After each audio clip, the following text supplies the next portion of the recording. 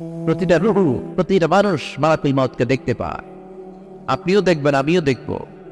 মুমিনদের কাছে এসে মালাকুল মউত একজন যুবকের বেশে সাদা ধবধবে জুব্বা পরে সুগন্ধি মেখে মুমূর্ষ ব্যক্তির শিয়রে বসে বলে, ইয়া আইয়াতুহান নাফসুল মুতমাইন্নাহ, হে প্রশান্ত আত্মা, উখরুজি ইলা মাগফিরাতিল্লাহি ওয়া রিদওয়ানি, আল্লাহর ক্ষমা আর দয়ার দিকে বের হয়ে আসো। বলা মাত্রই মুমিনের আত্মাটা স্মুথলি বের হয়ে আসে। কাফন মিন আকফারিল জান্নাহ, হানুত বিন হানুতিল জান্নাহ, জান্নাত থেকে আনা সুগন্ধি কাফনের মধ্যে পেঁচিয়ে তিনি রূহটাকে নিয়ে ইল্লিনে চলে যায়। সরাসরি দেখে মালাকুল মউত। আর যারা ইসলাম বিরোধী, কোরআন বিরোধী, তাদের সামনে এসে মালাকুল মউত ত্রাস সৃষ্টি করে। আগে হাইওয়েতে মাঝে মাঝে ডাকাতি হয় না? বাসগুলোর মধ্যে যখন ডাকাতি হয়, বাসে থাকে 50 জন, ডাকাত ঢুকে 5 জন। এই 5 জনের ভয়ে সব দিয়ে পেশাব করে দেয়, কারণ ত্রাস সৃষ্টি করে। এসেই চাইনিজ কুড়াল দিয়ে আগে কুবায় দেয় 4-5 জনের। রক্ত দেখে কি দেওয়ার সব আগে রেডি করে রাখে।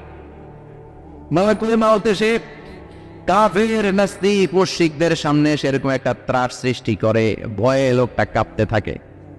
ওর কাছে ভদ্র ভাষায় কথা বলে না, সুন্দর জামা পরে আসে না, কালো কচকচে ছাড়া ভয়ঙ্কর একটা রূপ নিয়ে, আকৃতি নিয়ে ইসলাম বিরোধীদের মাথার সামনে আসে। দুর্গন্ধযুক্ত চেহারার দেহ নিয়ে ধমক দিয়ে বলে, ও পাপাত্তা, ইয়া আইয়াতুহান নাফসুল খাবিসা উখরুজি ইলা আযাবিল্লাহ, এ পাপাত্তা, আল্লাহর রাগ, ক্রোধ এই বজুদের দিকে বের হয়ে যায়। মুমিনের আত্মা বলার সাথে সাথে যেমনি মুমিনের দেহ থেকে বের হয়ে জান্নাতি কাফনের ভেতরে ঢুকে, কাফেরদের আত্মাও কি এরকম তাড়াতাড়ি বেরোতে চায় নাকি? কাফেরদের আত্মা বেরোতে চায় না। ডানে দৌড়, বায়ে দৌড়, সামনে দৌড়, পেছনে দৌড়, দৌড়াদৌড়ি করে। মালাকুল মউত এটাকে টেনে হিচড়ে, একটা জীবিত ছাগলকে জবাই না করে তার চামড়া উল্টার দিকে টেনে হিচড়ে বের করলে ছাগলটা যত কষ্ট পায়, এর সে কম 70 গুণ বেশি কষ্ট দিয়ে কাফের মুশরিক আর গাদ্দারদের রুহ কবজ করা হয়। আল্লাহ এই পরিস্থিতি থেকে তুমি আমাদের বাঁচাও।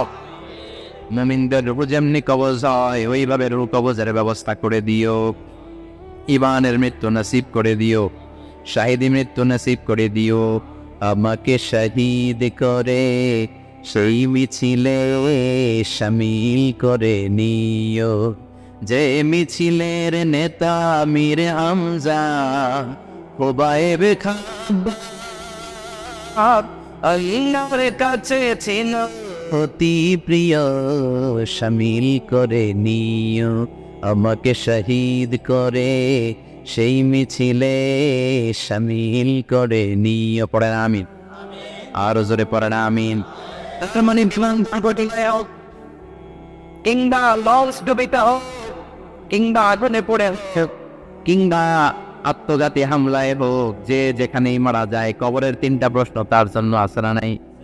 ইসলাম বিরোধীদের জন্য প্রশ্ন 3টা, আপনারা যারা মুমিন তাদের জন্য 4টা, আপনাদের জন্য একটা বেশি। আলহামদুলিল্লাহ। কোন কবরে এসে প্রথম প্রশ্ন করবে, মুনকার নাকির যখন চলে আসবে 40 কদম, যখন আত্মীয় স্বজন লাশটাকে কবরের মধ্যে দিয়ে 40 কদম চলে যায়, তখনই ফেরেশতা চলে আসে। আহা, শেষ, সব শেষ।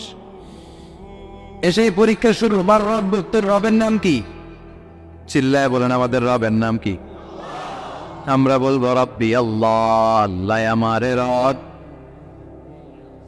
দমে দমে তনু মনে তারি অনুভব। পড়েন, আল্লাহ আমার রব। তোমার দুনিয়াতে আমি যেদিকে তাকাই, অথই নিয়ামতে ডুবে আছি সবাই। পাখালির গানে শুনি তসবিহ কলো রব, তসবিহ কলো রব, আল্লাহ আমার রব। প্রথম প্রশ্ন, দ্বিতীয় প্রশ্ন, তোমার ধর্মের নাম কি? আমরা কি বলবো?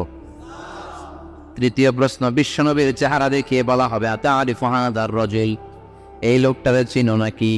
আমরা বলবো চিনি, আমাদের প্রাণের নবী, ঠিক কিনা? চাঁদের চেয়ে সুন্দর তুমি নবী আমার কমলিওয়ালা, দু জাহানের বাদশা তুমি প্যারা নবী সাল্লাল্লাহু আলা, চাঁদের চেয়ে সুন্দর তুমি নবী আমার কমলিওয়ালা, ঠিক কিনা? তিনটা প্রশ্নের যথাযথ উত্তর যখন দিয়ে দিলেন, আপনার জন্য অতিরিক্ত আরেকটা প্রশ্ন করা হবে, ওয়ামা ইলমুক, তোমার নলেজ কি? তিনটা প্রশ্নের উত্তর যে তুমি করতে পারলা, কিভাবে পারলা, কেমনে জানলা? নকল করে বলছো নাকি জেনে বুঝে আসছো? নকল হয় না? এখন তো পরীক্ষা চলতেছে বোধহয়। কি পরীক্ষা? এসএসসি পরীক্ষা। নকল হয়?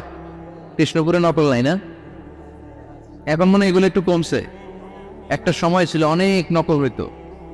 পাঞ্জাবের ভিতরে নকল, পকেটের নকল, টুপির ভিতরে নকল, মোজার ভিতরেও নকল। এমনকি মেয়েরাও নকল করে পরীক্ষা হলে আসা নাই। স্কেলের মধ্যে লিখে নিয়ে যায়, হাতের মধ্যে লিখে নিয়ে যায়, ওরলায় লিখে নিয়ে যায়, কাপড়ে লিখে নিয়ে যায়, আসা না নাই? ফেরেশতারা বলবে নকল করছো নাকি? কেমনে জানলা? তিনটা প্রশ্নের উত্তর তুমি কেমনে বললা? আল্লাহ তোমার রব, ইসলাম তোমার ধর্ম, এই লোকটা বিশ্বনবী কেমনে চিনলাম? আপনাকে তখন বলতে হবে আমি কোরআন থেকে শিখেছি, আমি হাদিস থেকে শিখেছি, আমি ইসলাম জেনে বুঝে মেনেছি, আমি আন্দাজে কোথাও ঘুরি নাই। চিল্লায় এখন ঠিক কিনা?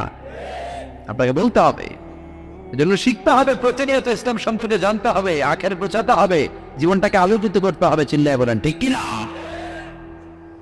চারটা প্রশ্নই যখন হয়ে গেল, ফেরেশতারা বলবে আহলান ওয়া সাহলান ওয়া মারহাবান বিক, খুশ আমদেদ, কংগ্রেচুলেশন, খুশ আমদেদ, কংগ্রেচুলেশন।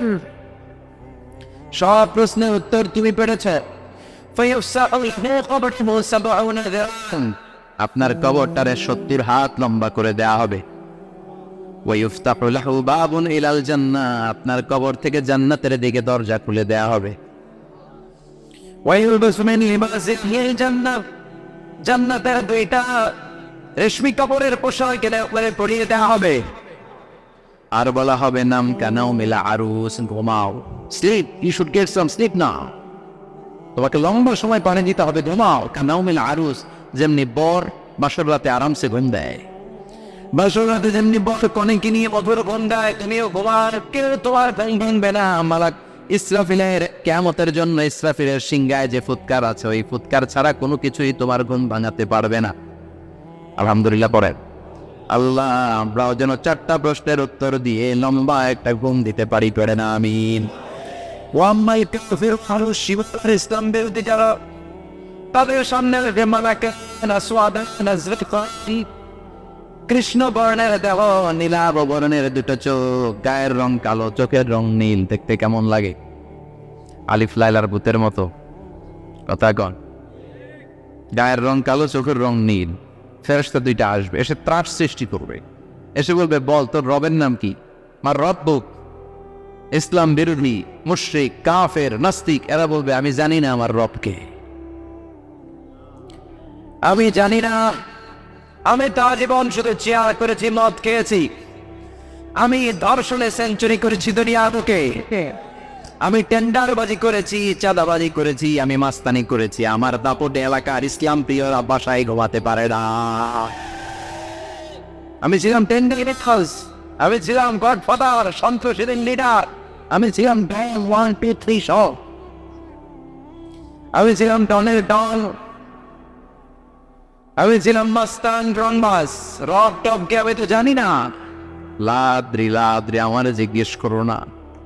আবার প্রশ্ন করা হবে ওয়ামা দীনুক, তোর ধর্মের নাম কি? বলবে লা আদরি, আমার কোনো ধর্ম নাই, আমার কোনো ধর্ম নাই, আমি শুধু মৌজ মাস্তিতে ছিলাম, আমি আনন্দ ফুর্তি করেছি, ইসলাম নিয়ে আমার মাথা ব্যথা ছিল না, আজীবন ইসলামের আমি বাস দিয়েছি। চিড়িয়া বলেন ঠিক কিনা? ইসলাম বিরোধীদের সাথে ছিল আমার চলটা, আমার সব সাঙ্গে পাঙ্গ ছিল গুন্ডা বদমাস, ইসলাম বিরোধী। রব কি, ইসলাম কি, এগুলো আমি জানি না। আমার এগুলো জিজ্ঞেস করবেন ধর্ম কি, আমি জানি না, আমি কিচ্ছু মনে করতে পারছি না। 3 নম্বর প্রশ্ন পাওয়া হবে আরিফ হাদার রাজুল, দেখো তো এই লোকটারে চিনো কিনা? কয় না, চিনি না, তবে মনে হয় এই লোকটারে দুনিয়ার বুকে আমি গালি দিতাম, এই লোকটার বিরোধিতা করতাম, ব্লগের মধ্যে এই লোকটার ব্যাপারে কুৎসা রটনা করতাম, এই লোকটা তো কার্টুন বানিয়ে আমি হিংসা ছড়িয়ে দিতাম, এই লোকটা এলাকার মধ্যে অপপ্রচার চালাতাম। ফেরেশতারা বলবে তাই, এই ছিল তোর ডিউটি, দাঁড়া এখনই আমাদের খেলা শুরু, এখনই শোনো। ফায়ুত্রাকু বিমাতারিক মিন হাদিদ, লেহার একটা হাতুড়ি দিয়ে মাথা থেকে পা পর্যন্ত পিটানো হবে, পিটিয়ে এর বৃষ্ণের হাড্ডিগুলিকে থেতলে ফেলা হবে। কবরের দুই পাশে মাটি বলা হবে, এবারে দুই দিক থেকে তোরা চাপ দেয়া হবে। ধাক্কাধাক্কি করেও সে সুবিধা করতে পারবে না। মাটি আস্তে আস্তে আস্তে আস্তে দেহের দুই দিকে থেকে এমন জোরে দুইটা চাপ দেবে, তার ডান পাশের পাঁজরের হাড্ডি বাম দিকে ঢুকে যাবে, বাম দিকের হাড্ডি ডানে চলে যাবে। বিষ্ণুই বললেন, এই হাতুড়ি দিয়ে পিটানোর শাস্তি, কবরের চাপ দেওয়ার শাস্তি চলতেই থাকবে হাত্তাল কিয়ামা, কিয়ামত পর্যন্ত। আল্লাহ কবরের শাস্তি থেকে আমাদের বাঁচাও। আমরা আযাব পেতে চাই না, আমরা যেন ঠিকভাবে কবরের 4টা প্রশ্নের উত্তর করে দিয়ে আমরা জ্ঞান দিতে পারি। আল্লাহ তুমি তৌফিক দাও। এজন্য বলছেন, দুনিয়া নিয়ে পাগল হয়ে থেকো না। এই দুনিয়ার জীবন আসল জীবন নয়, আসল জীবন হলো কবরের জীবন। জোরে বলেন ঠিক কিনা? এই জন্য মাঝে মাঝে কবরে যাবেন, কবরস্থানে দাঁড়িয়ে চিন্তা করবেন, এই জায়গায় আমারও আসতে হবে। দিন যাবে, রাত আসবে, বৃষ্টি হবে, শীত আসবে, কেউ আমার দেখতে আসবে না। একা থাকতে হবে, একা, বড় একা, অন্ধকার, বড় অন্ধকার। ওই কবরের জীবনের সামান গোছানোর দরকার আছে না নাই? ওই কবরে সুখে শান্তিতে থাকতে চাইলে নামাজ পড়ার দরকার আছে না নাই? কোরআন পড়ার দরকার আছে না নাই? ছেলে মেয়েগুলোরে মানুষের মতো মানুষ করার দরকার আছে না নাই?